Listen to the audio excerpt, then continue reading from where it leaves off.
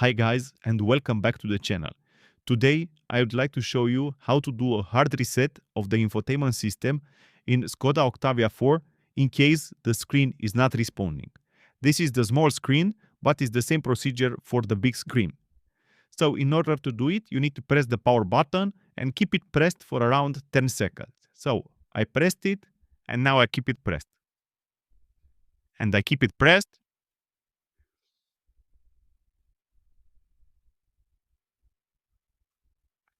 until I see the new Skoda logo, and then I can release the button. And now the system is rebooting and the screen should start working again.